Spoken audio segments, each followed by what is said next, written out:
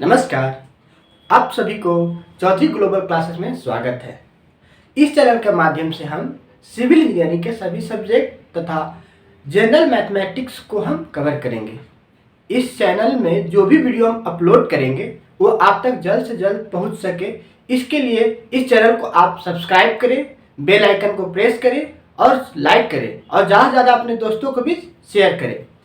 आज हम स्टार्ट करेंगे स्ट्रेंथ ऑफ मटेरियल। ये सिविल इंजीनियरिंग का सबसे बहुत ज़्यादा इम्पोर्टेंट सब्जेक्ट है।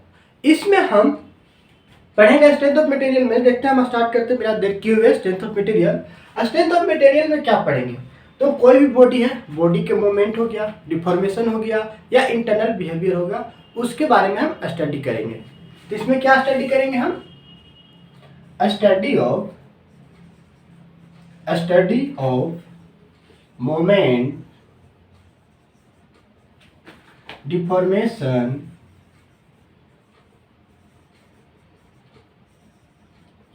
and internal behavior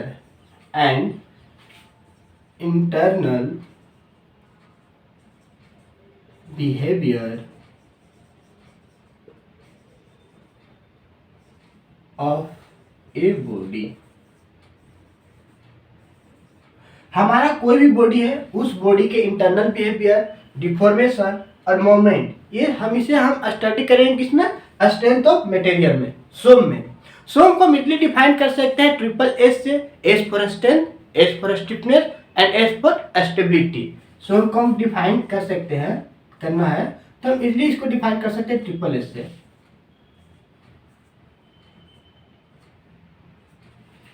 S for क्या? S for strength, S for stiffness और एस फॉर स्टेबिलिटी। अब स्ट्रेंथ किसे कहेंगे? तो कोई भी बॉडी जब फेल करता है तो फेलुअर के अगेंस्ट में जो रेजिस्टेंस डेवलप करेगा उसे हम स्ट्रेंथ कहेंगे। कोई भी बॉडी जब फेल करेगा तो फेलुअर के अगेंस्ट में एक रेजिस्टेंस डेवलप होता है, उस रेजिस्टेंस को हम क्या कहेंगे? उस बॉडी का स्ट्रेंथ कहेंगे। ठीक, तो हमारे क्या हो गया? तो यहाँ पर resistance develop against the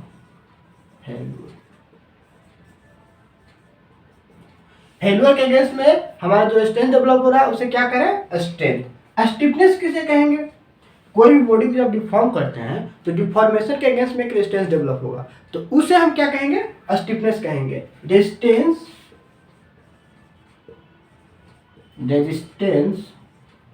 develop against the deformation.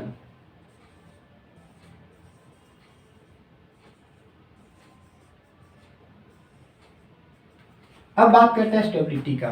तो आपका कोई भी बॉडी स्टेबल कब होता है? जब वो इक्विलिब्रियम पोजीशन को होल्ड करेगा तब वो स्टेबल होगा, अदरवाइज वो अनस्टेबल होगा। तो हमें इक्विलिब्रियम पोजीशन को होल्ड रखना पड़ता है बॉडी को स्टेबल करने के लिए।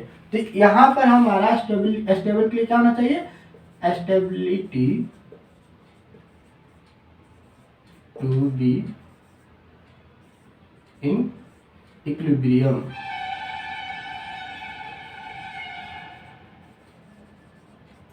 इस टर्म से हम क्या कर रहे हैं? स्ट्रेंथ ऑफ मटेरियल को डिफाइन कर रहे हैं। स्ट्रेंथ ऑफ मटेरियल को हम स्ट्रेंथ, स्टिफनेस और स्टेबिलिटी से डिफाइन किए। नाउ द अब हम इसके आगे कुछ देखते हैं। कोई भी बॉडी है तो हम कोई भी बॉडी का एनालिसिस करते हैं तो उससे हम एक आइडियल कंडीशन मानते हैं। तो आइडियल कंडीशन मानते हैं तो उसके लिए हम क्या करते हैं? अजम्पशन करते हैं। अजम्पशन करके फिर हम क्या करेंगे? उसे देखेंगे कि उस मटेरियल का हम एनालिसिस कर सकते हैं कि नहीं। तो हम अब अजम्पशन को देखते हैं कि क्या क्या अजम्पशंस हैं।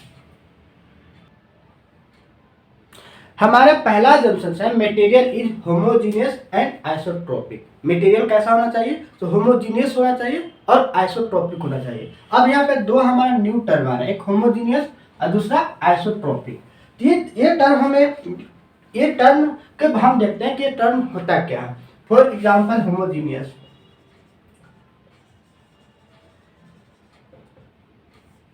देखिए कोई भी बॉडी है, जब कोई भी बॉडी हमारा यूनिफॉर्म कॉम्पोजिशन से बना रहेगा ना तो उसे हम यूनिफॉर्म बॉडी या उसे हम होमोजीनियस कहेंगे।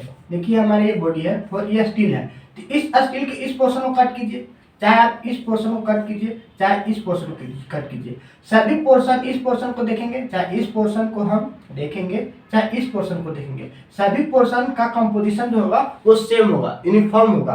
तो जब हमारा सभी इस पार्ट को चाहे इस पार्ट को अलग अलग इस पूरे बॉडी का कोई भी पार्ट हम उठाते हैं और कंपोजिशन सेम मिलता है, तो इस तरह के मटेरियल को क्या बोलेंगे, होमोजीनियस मटेरियल कहेंगे। क्या बोलेंगे, होमोजीनियस। यदि हम कोई आइसक्रीम लेते हैं, ठीक, ये हमारा आइसक्रीम है और इस आइसक्रीम में नीचे हम क्या किए कि चॉकलेटी फ्लेवर फिल कर दिए, फिर बिस्किट फ्लेवर हम फिल कर दिए, फिर ऊपर से हम क्रीम डाल दिए, तो इस तरह से इसमें हम अलग अलग क्या कर रहे हैं, कंपोजिशन डाल रहे हैं। अब हम क्या करेंगे कि इसे हम कट करेंगे, इस पोर्शन से हम कट किए तो यहाँ पर हम देखने को मिल रहा है कि यहाँ पर अदर कंपोजिशन है, यहाँ पे क्रीम है, यहाँ पे बिस्किट फ्लेवर है। इसी तरह इस पोर्शन को कट कर रहे हैं तो यहाँ पे चॉकलेटी फ्लेवर हमारा है, यहाँ पे हमारा क्रीम फ्लेवर है, या फिर यहाँ पे बिस्किट फ्लेवर है। तो इस तरह से हमारा देखने को मिल रहा है कि यहाँ पर कंपोजिशन सबका अलग अलग है। यहाँ पर कंपोजिशन क्या है, मेरा कहने का मेन है कि यहाँ पे कंपोजिशन क्या है, डिफरेंट है। इस जगह पर कंपोजिशन क्या है, डिफरेंट है। जब कंपोजिशन अलग अलग होगा, यूनिफॉर्म नहीं होगा, तो इस तरह के मटेरियल क्या बोलेंगे, हेट्रोजीनियस।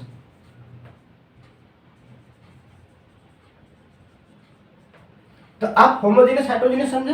होमोजीनियस उस तरह का मटेरियल को बोलेंगे जिसमें कंपोजिशन यूनिफॉर्म हो, और हेट्रोजीनियस में हमारा कंपोजिशन यूनिफॉर्म नहीं रहेगा। ठीक, अब हम देखते हैं कि आइसोट्रोपिक किसे कहेंगे।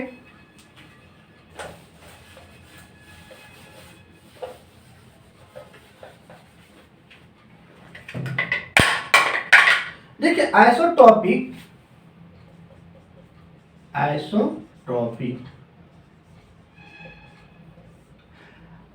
फॉर एग्जाम्पल हम एक वुड लेते हैं, ये क्या है, वुड है। आप किसी भी वुड को कट कीजिएगा ना तो उसके बीच पोर्शन में ज्यादा डार्क रहता है, फिर उसके आगे आएगा तो हल्का डार्क, फिर आगे आएगा तो उससे कम डार्क मिलेगा। तो इस तरह से उसमें हमको क्या देखने को मिलता है, ग्रेन देखने को मिलता है। इसमें हमारा क्या रहता है, ग्रेन बना हुआ रहता है इस तरह से। तो जब हम वुड को ग्रेन के एलोंग हम फोर्स अप्लाई करेंगे, इसके एलोंग हम फोर्स लगाते हैं, तो हमारा स्ट्रेंथ ज्यादा देखने को मिलता है। स्ट्रेंथ क्या होगा, ज्यादा देखने को मिलेगा। ठीक, जब हम ग्रेन के एलोंग, ठीक, ग्रेन जिस साइड है उस साइड हम क्या करें, हम कोई भी फोर्स लगा रहे हैं तो स्ट्रेंथ हमारा ज्यादा देखने को मिल रहा है।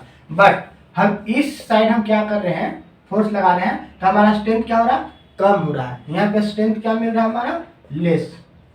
बट इसी जगह पे हमारा स्ट्रेंथ क्या है, मोर है। इस तरह का हम जब बॉडी है और बॉडी में सेम हमारा एक ही बॉडी है, बट हम जब डायरेक्शन चेंज करते रहे तो हमारा स्ट्रेंथ वेरी कर जा रहा है। तो यहाँ पे हमारा स्ट्रेंथ क्या हो रहा है, वेरिएशन हो रहा है। तो जब कोई भी बॉडी आपका स्ट्रेंथ हो गया या प्रॉपर्टीज वेरी करता है, तब वो क्या हो गया, एनआइसोट्रोपिक। यह हमारा कैसा मटेरियल हो जाएगा, एनआइसोट्रोपिक मटेरियल। लेकिन यदि हम स्टील लेते हैं, ठीक, ये हमारा स्टील है, ये क्या हमारा स्टील। अब इस केस में हम क्या करेंगे कि इस साइड से भी क्या करते हैं, हम कोई फोर्स लगाते हैं। ठीक, यहाँ पे हम फोर्स अप्लाई किए थे, उसी तरह यहाँ पे भी हम फोर्स क्या करें, अप्लाई कर रहे हैं। तो यहाँ पे जो स्ट्रेंथ मिलेगा वो भी इस डायरेक्शन में हमारा स्ट्रेंथ सेम मिलेगा। इस डायरेक्शन का भी हम निकालेंगे स्ट्रेंथ तो हमारा सेम मिलेगा। तो यहाँ पे ऑल डायरेक्शन में हमारा स्ट्रेंथ क्या है, सेम मिल रहा है। तो इस तरह का मटेरियल क्या बोलेंगे, आइसोट्रोपिक। समझे, कोई भी मटेरियल हो, उस मटेरियल में यदि डायरेक्शन चेंज होने से उसका स्ट्रेंथ वेरी करता है, उसका प्रॉपर्टीज वेरी करता है, तो उस तरह के मटेरियल को हम एनआइसोट्रोपिक बोलेंगे। ठीक, और यदि कोई भी हमारा मटेरियल है, उसका डायरेक्शन चेंज होने पर कोई भी उसका प्रॉपर्टी में चेंजिंग नहीं आ रहा है, उसका स्ट्रेंथ सेम है सभी डायरेक्शन में, तो उस तरह के मटेरियल क्या बोलेंगे, आइसोट्रोपिक बोलेंगे। यहाँ तो कोई दिक्कत। चलिए नेक्स्ट एजम्पशन देखते हैं। नेक्स्ट में हमारा क्या है कि मटेरियल आर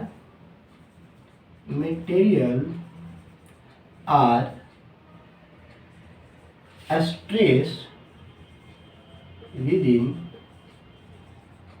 इलास्टिक लिमिट,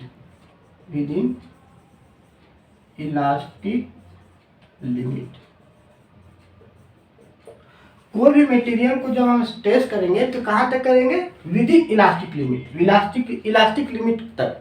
ठीक, इलास्टिक लिमिट जब हम स्ट्रेस स्ट्रेन कर पड़ेंगे ना, तो इलास्टिक लिमिट जो होता है लीनियर बिहेवियर शो करता है। कैसा शो करता है, लीनियर बिहेवियर।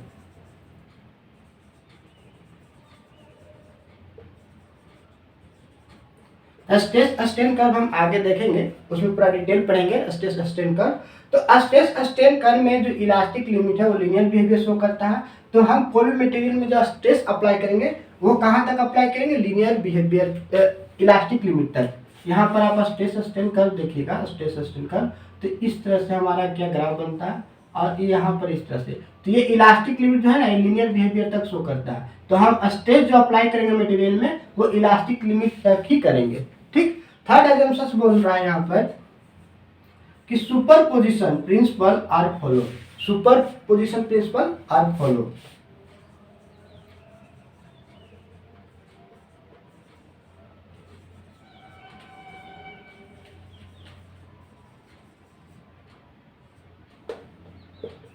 अब हम देखेंगे कि सुपरपोजिशन प्रिंसिपल होता क्या है।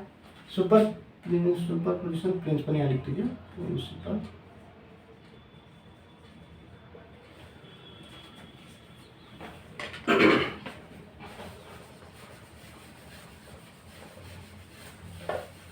हम अब सुपरपोजिशन टर्मिनोलॉजी को देखते हैं कि यह सुपरपोजिशन प्रिंसिपल क्या है। देखिए, कोई भी हमारा एक बीम है या कोई स्पान है, इस पर हम क्या किए कि 10 किलोमीटर लोड लगा। ठीक, 10 किलो लोड हम अप्लाई किए, तो यहाँ पर हम एक डिफ्लेक्शन देखने को मिलेगा, जिसका डिफ्लेक्शन हमारा Δ1 मिला। ठीक, अब अगेन इसी पॉइंट पर हम क्या करते हैं कि 15 किलोमीटर हम लोड अप्लाई करते हैं सेम पॉइंट पर। ठीक, 15 किलोमीटर हम लोड अप्लाई किए, तो इस पॉइंट पर जैसे लोड अप्लाई करेंगे तो फिर अगेन हमारा एक डिफ्लेक्शन देखने को मिलेगा। यहाँ पर हमारा जो डिफ्लेक्शन है वो Δ2 मिला, तो टोटल डेल्टा हमारा कितना हो गया, Δ1 प्लस Δ2। अब अगेन क्या करें कि सेम स्पेन पर हम जो लोड अलग अलग अप्लाई कर रहे थे, अब हम दोनों को ऐड करके एक साथ क्या करें, अप्लाई कर रहे हैं। तो हमारा 25 किलोमीटर अप्लाई किए, तो जो यहाँ पर हमारा डिफ्लेक्शन देखने को मिलेगा ये Δ3, वो हमारा ये डेल्टा, ये पूरा जो डेल्टा है उसके बराबर होगा। ये Δ3 जो होगा डेल्टा के बराबर होगा, मीन Δ1 प्लस Δ2 के बराबर होगा। तो सुपरपोजिशन प्रिंसिपल ये कहता है कि जब आप लोड अलग अलग लगाते हैं तो आपको अलग अलग डिफ्लेक्शन मिलेगा, लेकिन आप उतना ही सेम लोड ऐड करके एक किसी बॉडी पर लगाते हैं तो जो डिफ्लेक्शन आपको यहाँ पे मिलेगा वो सर वही सेम डिफ्लेक्शन हमको यहाँ पे मिलेगा। मीन दैट कि हम यहाँ पे लोड ऐड कर रहे हैं तो यहाँ पर डिफ्लेक्शन भी क्या हो गया, ऐड हो गया। तो यहाँ पर सुपरपोजिशन प्रिंसिपल वैलिड हो गया। अब फोर्थ हमारा एजम्पशन क्या बोलता है, फोर्थ एजम्पशन बोल रहा है कि हमारा सेंट विनायन प्रिंसिपल फॉलो करना चाहिए। Saint Venant principle. अब ये प्रिंसिपल क्या है इसके बारे में फिर थोड़ा देख लेते हैं।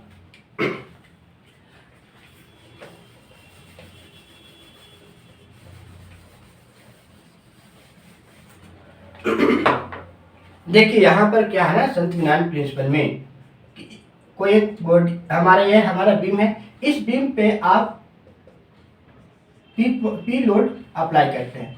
तो जिस पॉइंट पर आप लोड अप्लाई करते हैं उस पॉइंट के अलोंग जो इफेक्ट है वो ज़्यादा देखने को मिलेगा। इस पॉइंट के अलावा हमारा डिफ्लेक्शन यहाँ पे ज़्यादा देखने को मिलेगा और फिर ये धीरे धीरे क्या होगा, कम होते चला जाएगा। तो सेंट विनायन प्रिंसिपल बोल रहे हैं कि जिस पॉइंट पर आप लोड अप्लाई करते हैं उस पॉइंट पर इफेक्ट उसका ज़्यादा रहता है और धीरे धीरे उसका क्या होता है, डिक्रीज करते चला जाता है। ठीक, यहाँ तक कोई दिक्कत।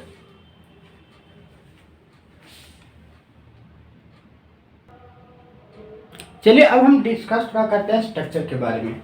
स्ट्रक्चर,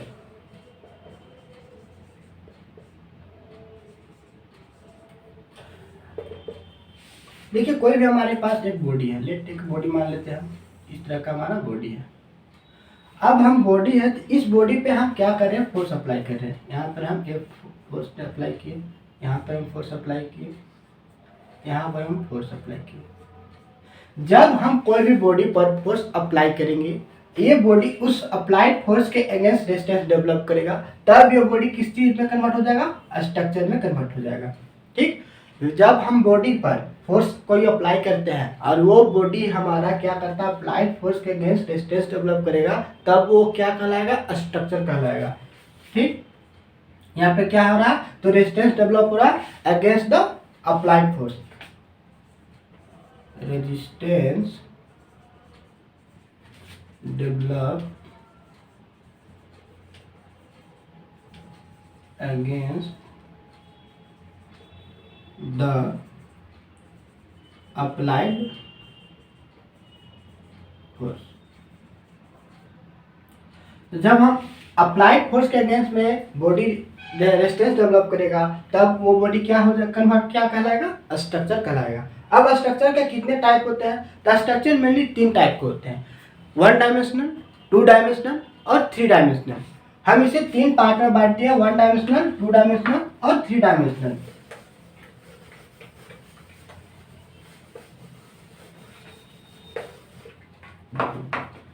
इसका जब बात करते हैं स्ट्रक्चर का, तो स्ट्रक्चर हमारा 3 टाइप का होते हैं, 1 डायमेंशनल, 2 डायमेंशनल और 3 डायमेंशनल। देखिए 1 डायमेंशनल में हम किसे रखते हैं, तो फॉर एग्जांपल बीम हो गया, बार हो गया, कॉलम हो गया, इसे 1 डायमेंशन स्ट्रक्चर कहते हैं। अब हम इसे 1 डायमेंशनल स्ट्रक्चर क्यों कहते हैं, तो 1 डायमेंशनल स्ट्रक्चर कहने का मेन है कि जैसे बीम आप लेते हैं, फॉर एग्जांपल आपके पास बीम है,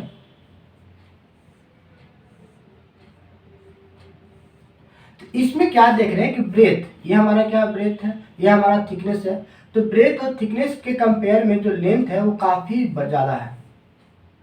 ठीक, तो जब हमारा लेंथ ग्रेटर देन हमारा क्या ब्रेथ है, उस तरह लेंथ जो है ग्रेटर देन हमारा हाइट है। तो 2 डायमेंशन के कंपेरिजन में 1 डायमेंशन हमारा काफी लार्ज है, तब इसे किस में रखेंगे, 1 डायमेंशनल स्ट्रक्चर में। ठीक, उसी तरह हमारा बार हो गया, बीम बार, ये हमारा किस तरह का हो गया, 1 डायमेंशन स्ट्रक्चर। अब हम 2 डायमेंशन स्ट्रक्चर का बात करेंगे, तो 2 डायमेंशन स्ट्रक्चर में जिस वैसा स्ट्रक्चर को रखेंगे जिसमें 2 डायमेंशन हमारा तीसरा डायमेंशन कंपेरिजन में ज्यादा होगा। फॉर एग्जांपल स्लैब, आप स्लैब को लेंगे तो स्लैब में लेंथ और ब्रेथ थिकनेस के कंपेरिजन में काफी ज्यादा है, तो हम इसे कैसा बोलेंगे, किस तरह का स्ट्रक्चर बोलेंगे, 2 डायमेंशन स्ट्रक्चर। या फिर आप प्लेट को ले लीजिए। ठीक, आपका स्लैब हो गया, उसी तरह हमारा क्या होता है प्लेट, प्लेट भी हमारा कैसा हो जाएगा, 2 डायमेंशन स्ट्रक्चर।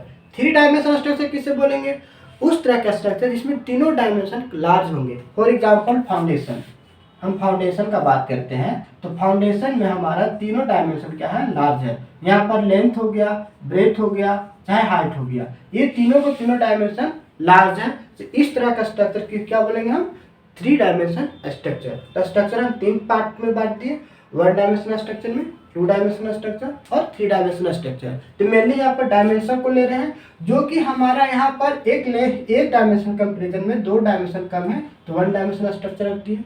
उसी तरह हमारा 2 डायमेंशनल स्ट्रक्चर हो गया और 3 डायमेंशन स्ट्रक्चर हो गया।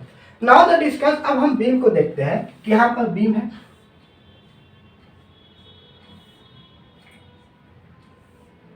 तो जब बीम को हम कभी भी अप्लाई करना होगा, यूज करना होगा, तो इसके लिए तो हम डायरेक्ट एयर में तो यूज नहीं कर सकते, इसके लिए क्या जरूरत पड़ेगा, सपोर्ट। तो हम जब भी बीम को यूज करते हैं तो सपोर्ट के थ्रू यूज करते हैं।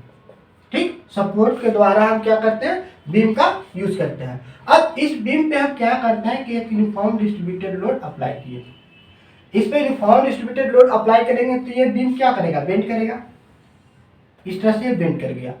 तो इस तरह के मेंबर को, ये हम बीम है, बीम पे यूनिफॉर्म डिस्ट्रीब्यूटेड लोड लगा और ये बेंड किया, तो इस तरह के मेंबर को हम बेंडिंग मेंबर या फ्लेक्सर मेंबर भी कहते हैं। तो बीम हमारा एक तरह का बेंडिंग मेंबर या फ्लेक्सर मेंबर भी है, बेंडिंग मेंबर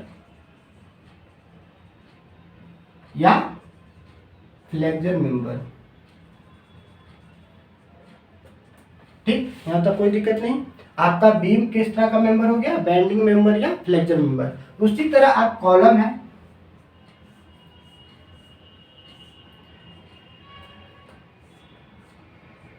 अब कॉलम पे कोई फोर्स अप्लाई कर रहे हैं तो ये हमारा फोर्स क्या कर रहा है, इस कॉलम को कंप्रेस कर रहा है। तो यहाँ पे हमारा किस तरह का फोर्स एग्जिस्ट कर रहा है, कंप्रेशन। तो इस तरह के मेंबर को हम कंप्रेसिव मेंबर भी कहते हैं।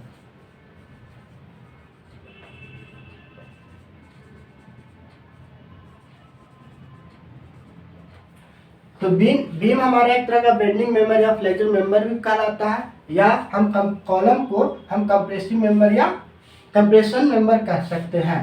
ये हमारा क्या कॉलम है, ठीक।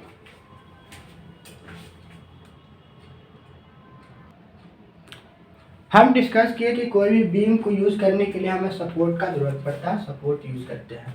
तो हम अब देखेंगे सपोर्ट कितने टाइप के होते हैं, सपोर्ट के टाइप्स देखेंगे, ठीक। सपोर्ट हमारा कितने टाइप के होते हैं। तो पहला सपोर्ट हमारा होता है रोलर सपोर्ट। क्या होता है, रोलर सपोर्ट। रोलर सपोर्ट,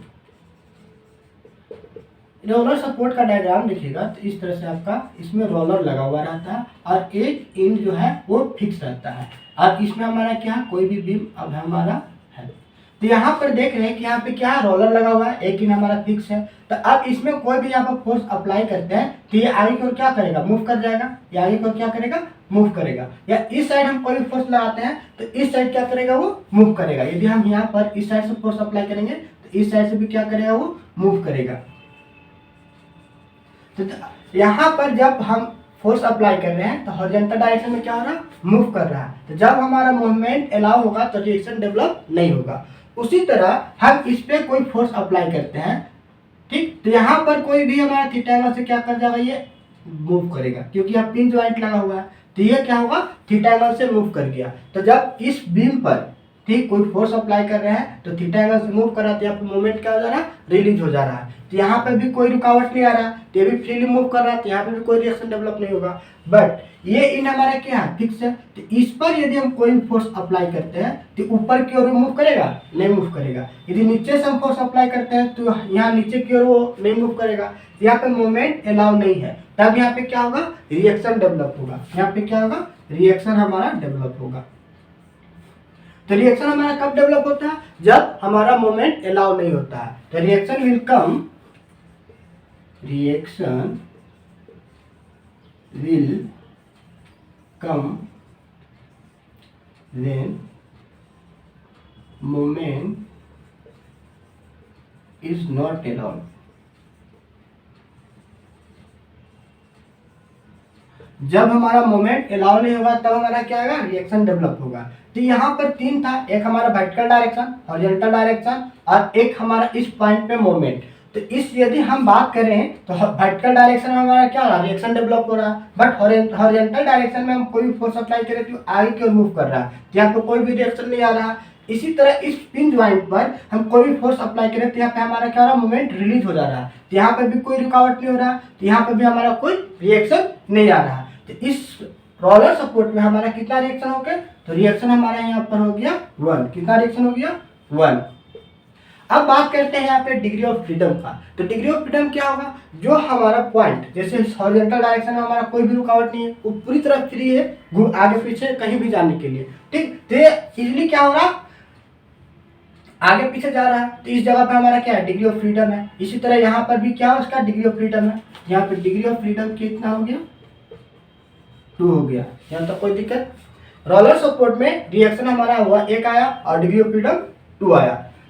अब कोई भी हम रोलर सपोर्ट में हम यदि फोर्स अप्लाई करेंगे तो उसे हम क्या कहते हैं, डेल्टा से डिनोट करते हैं, ठीक। यदि हम फोर्स को अप्लाई करेंगे तो डेल्टा से डिनोट करते हैं। और हमारा यदि फोर्स अप्लाई करेंगे उसमें हमारा मोमेंट आता है, मोमेंट अप्लाई करते हैं तो उसको हम थीटा से डिनोट करते हैं। तो यहाँ पे डेल्टा इक्वल टू हम इसे फोर्सेस को लेते हैं। उसी तरह हमारा थीटा जो होता है मोमेंट को रिप्रेजेंट करेंगे। अब हम बात करते हैं यहाँ पर एक्सिस में इसको बांट दिया जाए तो ये हमारा हॉरिजॉन्टल डायरेक्शन को एक्स एक्सिस और वर्टिकल डायरेक्शन को वाई एक्सिस में मान लेते हैं। तो डेल्टा एक्स, डेल्टा वाई और थीटा। यहाँ पे रिएक्शन की बात करते हैं। तो अब हम रोलर सपोर्ट में देख रहे हैं कि रोलर सपोर्ट में हमारा एक्स एक्सिस में तो मूव कर रहा है, तो यहाँ पर कोई रिएक्शन नहीं आ रहा, तो यहाँ पर रिएक्शन नहीं हो रहा है। उसी तरह रिएक्शन हम वाई एक्सिस का बात कर रहे हैं वर्टिकल डायरेक्शन में, तो रिएक्शन डेवलप हो रहा है। यहाँ पर थीटा भी क्या हो रहा है, रिलीज हो जा रहा है। इस जगह पे हम मोमेंट जब बात करते हैं तो मोमेंट हमारा आ रहा है, नहीं आ रहा है, वो रिलीज कर जा रहा है थीटा एंगल से, तो यहाँ पे भी हमारा रिएक्शन डेवलप नहीं हुआ। अब बात करेंगे डिग्री ऑफ फ्रीडम का। तो डिग्री ऑफ फ्रीडम को देख रहे हैं कि डिग्री ऑफ फ्रीडम हमारा हॉरिजॉन्टल डायरेक्शन में है, ये इजीली क्या हो रहा है, मूव कर रहा है, तो यहाँ पर डिग्री ऑफ फ्रीडम अलाउ है। उसी तरह हमारा वाई एक्सिस वर्टिकल एक्सिस में देख रहे हैं कि यहाँ पे मोमेंट अलाउ, यहाँ पे मूव कर रहा है, नहीं ना कर रहा है, तो यहाँ पे जब मूव नहीं कर रहा है तो इसमें हमारा क्या हो रहा है, रिएक्शन डेवलप हो रहा है, तो यहाँ पर हमारा डिग्री ऑफ फ्रीडम अलाउ नहीं है। उस तरह थीटा का बात करेंगे तो थीटा में भी हमारा डिग्री ऑफ फ्रीडम है। नाउ द स्टिफनेस के बारे में देखते हैं। अभी हम बताएं कि डिफॉर्मेशन के अगेंस्ट में जो रेजिस्टेंस डेवलप होता है उसे स्टिफनेस कहते हैं। इस पॉइंट पे देखेंगे कि यहाँ पर हमारा इजीली क्या हो रहा है, मूव कर रहा है, तो मूव कर रहा है तो कोई तो डिफॉर्मेशन नहीं ना हो रहा है जी। आप यहाँ पे कोई भी हॉरिजॉन्टल डायरेक्शन में फोर्स लगाए तो इजीली आगे को मूव कर गया, तो कोई तो हमारे यहाँ पे डिफॉर्मेशन नहीं हुआ, तो इस पॉइंट पर हमारा स्टिफनेस क्या हो जाएगा, 0 हो जाएगा। जहाँ पे डिग्री ऑफ फ्रीडम अलाउ होगा, मूवमेंट अलाउ होगा, वहाँ पे स्टिफनेस क्या हो गया, 0 हो गया। और जहाँ पे रिएक्शन डेवलप होगा वहाँ पे स्टिफनेस क्या होगा, इनफिनाइट होगा। ठीक इसी तरह आप थीटा का बात करेंगे तो थीटा एंगल में हम मोमेंट अप्लाई कर रहे थे, तो इस जगह पे तो मोमेंट रिलीज हो जा रहा था, कोई भी रिएक्शन डेवलप नहीं हो रहा था, तो यहाँ पे हमारा स्टिफनेस क्या हो गया, 0 हो गया। यहाँ तक कोई दिक्कत ना। अब हम नेक्स्ट क्या करेंगे, हिंज सपोर्ट के बारे में देखते हैं। देखिए यहाँ हिंज सपोर्ट है। इस हिंज सपोर्ट में हम क्या किए कि रोलर को रिमूव कर दिए। जैसे रोलर सपोर्ट में क्या था, रोलर लगा हुआ था तो हिंज हॉरिजॉन्टली डायरेक्शन में इजीली मूव कर रहा था, बट हम क्या किए कि अब रोलर को रिमूव कर दिए। तो अब इस केस में यदि हम हॉरिजॉन्टली फोर्स अप्लाई करते हैं, इसमें कोई भी हॉरिजॉन्टली फोर्स अप्लाई करते हैं तो इस साइड वो मूव नहीं कर पाएगा, इस साइड वो मूव नहीं कर पाएगा। और यदि हम इस साइड से लगाते हैं तो इस डायरेक्शन में वो मूव नहीं कर पाएगा। ठीक, तो हमारा हॉरिजॉन्टल डायरेक्शन में क्या होगा, रिएक्शन डेवलप होगा। कोई भी मूवमेंट अलाउ नहीं होता तो क्या बोले थे, जब मूवमेंट अलाउ नहीं होता तो क्या होता है, रिएक्शन वहाँ पर डेवलप होगा। उसी तरह वर्टिकल डायरेक्शन का जब बात करेंगे तो वर्टिकल डायरेक्शन में भी कोई भी फोर्स अप्लाई करेंगे वो तो हमारा डाउनवर्ड में नहीं जाएगा। ठीक, यदि हम ऊपर की ओर फोर्स अप्लाई करेंगे तो अपवर्ड में और की ओर नहीं जाएगा। तो इस तरह से यहाँ पर क्या होगा, एक रिएक्शन हमारा डेवलप होगा। तो वर्टिकल डायरेक्शन में क्या हो गया, एक रिएक्शन हमारा डेवलप हो गया। ठीक, यहाँ पर हमारा एक रिएक्शन डेवलप हो गया। उसी तरह हमारा हॉरिजॉन्टल डायरेक्शन में मूव नहीं कर रहा, तो यहाँ पे भी क्या होगा, एक रिएक्शन डेवलप होगा। अब बात करते हैं इस पॉइंट पर, तो यहाँ पर हमारा हिंज पॉइंट है, ये 3 पॉइंट है। तो इस पॉइंट पे जैसे ही हम फोर्स अप्लाई करेंगे या मूवमेंट लगाएंगे तो यह हमारा इजीली क्या हो जाएगा, ये मूव कर जाएगा। थीटा एंगल से क्या हो गया, ये मूव करेगा। तो यहाँ पे मूवमेंट अलाउ हो रहा है, तो यहाँ पे रिएक्शन डेवलप नहीं होगा। तो मूवमेंट के अलाउ जब बात कर रहे हैं तो यहाँ पर तो हमारा कोई भी रिएक्शन डेवलप नहीं हो रहा। तो यहाँ पे टोटल रिएक्शन कितना आया, तो टोटल रिएक्शन का जब बात करते हैं तो यहाँ पर एक तो वर्टिकल डायरेक्शन में रिएक्शन डेवलप हो रहा और दूसरा हॉरिजॉन्टल डायरेक्शन में रिएक्शन डेवलप हो रहा है। तो रिएक्शन टोटल यहाँ पर 2 हो रहा है। और डिग्री फ्रीडम का बात करेंगे तो इस केस में हमारा देखिए हॉरिजॉन्टल डायरेक्शन में तो फ्रीली मूव नहीं कर रहा, वर्टिकल डायरेक्शन में फ्रीली मूव नहीं कर रहा, यहाँ थीटा एंगल से क्या हो रहा, फ्रीली मूव कर रहा। यहाँ पे डिग्री ऑफ फ्रीडम कितना हो जाएगा, 1 हो जाएगा। डिग्री ऑफ फ्रीडम निकालने के लिए आप इजीली फार्मूला भी यूज कर सकते हैं, थ्योरी माइनस रिएक्शन। थ्योरी आपका जो है स्टैंडर्ड इक्विलिब्रियम इक्वेशन है उससे, और रिएक्शन जितना आ रहा वो आप ये दोनों को माइनस कीजिएगा तो आपका डिग्री ऑफ फ्रीडम मिल जाएगा। तो इस केस में हम देखें हिंज के केस में, तो हिंज के केस में हमारा रिएक्शन कितना हो रहा है, 2। कौन कौन एक्सिस में, तो एक तो हमारा हॉरिजॉन्टल डायरेक्शन में हमारा रिएक्शन डेवलप हो रहा है, वर्टिकल डायरेक्शन में रिएक्शन डेवलप हो रहा है, बट हमारा थीटा के बाद कोई भी रिएक्शन डेवलप नहीं हो रहा, मूवमेंट यहाँ पे नहीं आ रहा। उसी तरह हम डिग्री ऑफ फ्रीडम का बात करेंगे, जहाँ पर रिएक्शन वहाँ पर डिग्री फ्रीडम तो होगा नहीं, यहाँ पर डिग्री ऑफ फ्रीडम यहाँ पर होगा। स्टिफनेस का बात करेंगे, जहाँ पर भी डिस्टेंस आता है वहाँ पे स्टिफनेस इन्फिनिटी होता है। इस केस में हमारा स्टिफनेस यहाँ पर इन्फिनिटी होगा। और थीटा के अलॉन्ग जब मोमेंट अप्लाई जहाँ पे कर रहे हैं उसके केस में हमारा क्या होगा, 0 होगा स्टिफनेस। यहाँ तक कोई दिक्कत नहीं। नाउ नेक्स्ट हम डिस्कस करते हैं फिक्स सपोर्ट। यहाँ पर हम देखते हैं फिक्स सपोर्ट के बारे में।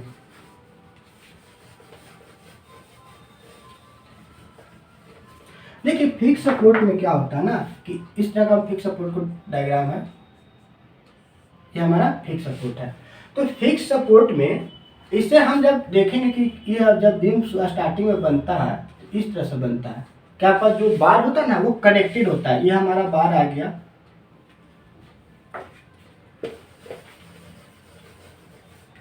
थोड़ा कंस्ट्रक्शन फिर से देखते हैं कि कोई भी हमारा फिक्स सपोर्ट जो होता है वो कैसे रहता है।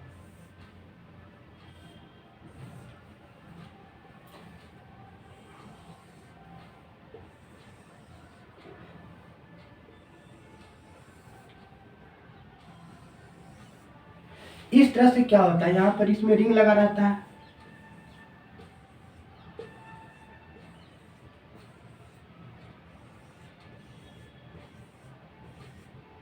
ठीक, तो ये जो बार है एक दूसरे से क्या होता है पूरी तरह टाइटली कनेक्टेड रहता है। तो ये हमारा क्या फिक्स सपोर्ट है। तो फिक्स सपोर्ट में कोई भी हिंज वगैरह पॉइंट नहीं रहता, ये टोटली क्या है बार फिक्स्ड है। तो इस केस में यदि हम वर्टिकली हॉरिजॉन्टली फोर्स अप्लाई करते हैं तो यहाँ पर कोई भी मूवमेंट नहीं होगा। जब फ्रीली मूव नहीं करेगा तो हमारा कोई भी मूवमेंट नहीं आएगा, तो यहाँ पे क्या होगा रिएक्शन डेवलप होगा। तो यहाँ पे हमारा क्या आएगा आर एक्स। उसी तरह हम वर्टिकली यहाँ पे हॉरिजॉन्टली लगाएं तो हमारा क्या आएगा आर एक्स। उसी तरह हम वर्टिकल फोर्स अप्लाई करते हैं तो इसमें भी हमारा ऊपर नीचे नहीं होता है, तो इस केस में भी हमारा क्या होगा रिएक्शन डेवलप होगा आर वाई। उसी प्रकार जब हम इसमें कोई मोमेंट अप्लाई करते हैं, हम फोर्स अप्लाई किए तो मोमेंट का बात करेंगे। जब फिर मोमेंट आएगा यहाँ पर क्या होगा थीटा एंगल 0 हो जाएगा। ये जब भी मूव करेगा तो बेंड करेगा तो इस तरह से बेंड करेगा, तो यहाँ पे थीटा एंगल क्या हो गया 0। तो यहाँ पर कोई भी हमारा ये इस थीटा एंगल से नहीं बन रहा, यहाँ पे क्या आ रहा है मूवमेंट डेवलप हो रहा है। ठीक, तो इस तरह से हमारा क्या हुआ कि यहाँ पर 3 रिएक्शन डेवलप हो रहा है। एक तो हॉरिजॉन्टल डायरेक्शन, दूसरा हमारा वर्टिकल डायरेक्शन में, और तीसरा एक मोमेंट भी इसमें आ रहा है। तो हम फिक्स सपोर्ट के केस में कितना रिएक्शन हो गया, तो फिक्स सपोर्ट के केस में हमारा रिएक्शन देखेंगे तो इसमें हमारा कितना हो गया 3 रिएक्शन कितना होंगे 3। और डिग्री ऑफ फ्रीडम का जब बात करेंगे तो डिग्री ऑफ फ्रीडम कितना हो गया, यहाँ पे तीनों के तीनों केस में हमारा रिएक्शन डेवलप हो रहा है, तो मोमेंट किसी डायरेक्शन में नहीं हो रहा, तो यहाँ पे डिग्री ऑफ फ्रीडम क्या हो जाएगा 0।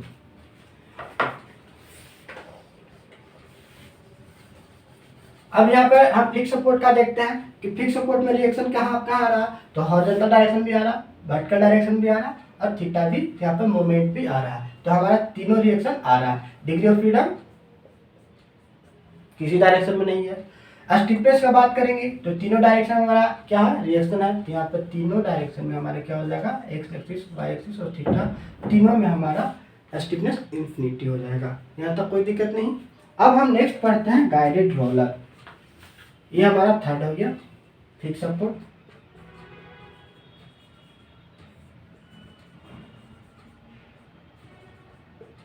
इसे नोट करना तो नोट कर लीजिए। नेक्स्ट अब देखते हैं गाइडेड रोलर।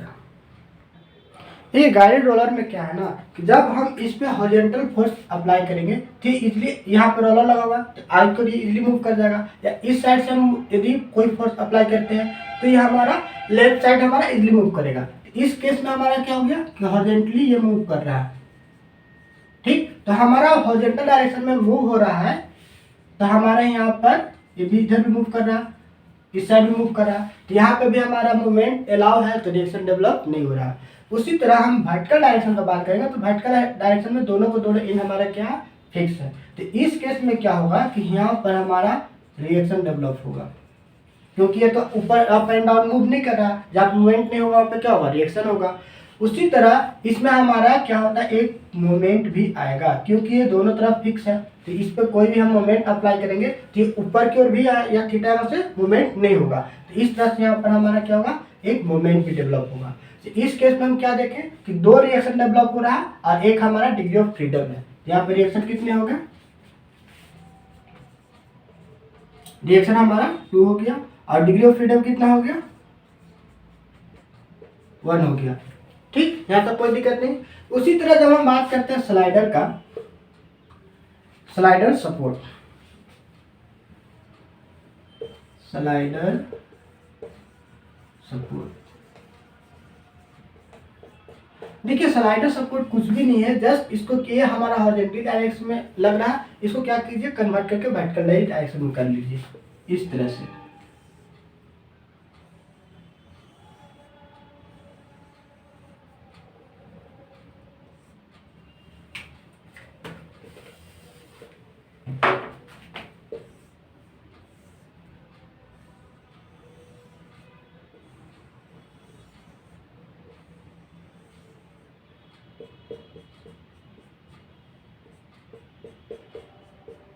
जब हमारा वर्टिकल डायरेक्शन में एक्ट करेगा तो ये क्या हो जाएगा, स्लाइडर सपोर्ट। इसमें भी आप वर्टिकली फोर्स अप्लाई कीजिएगा तो ये आप इजी आप क्या हो जाएगा, ऊपर की ओर मूव करेगा, यहाँ पे मूव हो रहा है। इसी तरह आप ऊपर से फोर्स लगाते हैं तो नीचे की ओर मूव करेगा।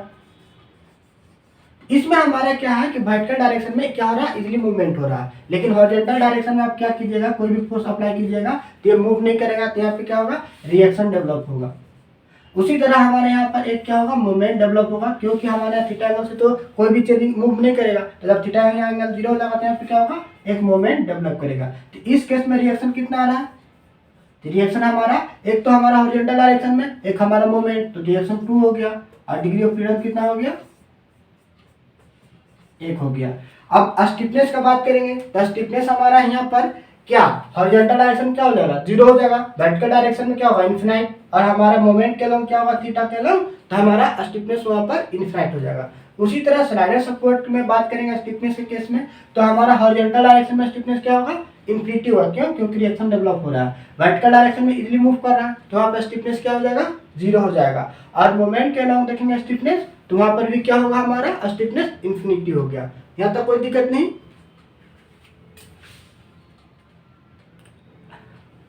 अब हम देखते हैं लिंक सपोर्ट। देखिए लिंक सपोर्ट में क्या होता है ना, कि ये आपका लिंक है, ये इससे कनेक्ट है, ये इससे कनेक्ट है, इस पे हम मान लेते हैं कोई एक, यहाँ पर हम जंप कर रहे हैं, यहाँ पर कोई भी एक है जो जंप कर रहा है, तो इस पे जंप करेगा तो ये हमारा क्या होगा, मूव करेगा, इस पे हमारा एक स्ट्रेस डेवलप होगा, तो या तो हमारा यहाँ पर टेंशन फोर्स डेवलप हो, या फिर हमारा इस पे कंप्रेशन फोर्स डेवलप हो। ठीक, तो इस तरह का हमारा जब भी रहेगा लिंक सपोर्ट में, तो लिंक सपोर्ट में हम कोई भी इस बॉडी लगाते हैं, इस बॉडी में हमारा जब ये स्ट्रेस होगा तो यह 2 तरह का हमारा फोर्स डेवलप हो सकता है, या तो कंप्रेशन या तो टेंशन। अब डिपेंड करता है कि इस बॉडी पर आप किस तरह का लोड लगा रहे हैं। ठीक, तो यहाँ पर कंप्रेशन या टेंशन फोर्स डेवलप होता है, इसे एक्सियल फोर्स कहते हैं। एक्सियल फोर्स या तो कंप्रेशन टेंशन डेवलप होता है, और इस तरह का सपोर्ट जो रहेगा उसे हम लिंक सपोर्ट कहते हैं। तो इस तरह से हमारा 6 सपोर्ट हो गया। पहला रोलर सपोर्ट, हिंज सपोर्ट, फिर हम फिक्स सपोर्ट देखें, गाइडेड रोलर देखें, स्लाइडर सपोर्ट देखें, और लास्ट में लिंक सपोर्ट देखें। ये जितने भी सपोर्ट्स हैं इसे हम आगे बीम में यूज करेंगे, और ये यूज होता है। तो ये हमारा बेसिक था कि सपोर्ट कितने टाइप के होते हैं, और हम इसके आगे हम देखेंगे सपोर्ट पढ़ने के बाद लोड देखेंगे कि लोड कितने टाइप के होते हैं। फिर उसके बाद हम रिएक्शन निकालना सीखेंगे, फिर शियर फोर्स डायग्राम निकालना सीखेंगे, फिर बेंडिंग मोमेंट डायग्राम निकालना सीखेंगे। तो एक एक कर हम स्टेप बाय स्टेप उसे देखेंगे। ठीक, आज के लिए इतना ही। धन्यवाद, जय हिंद।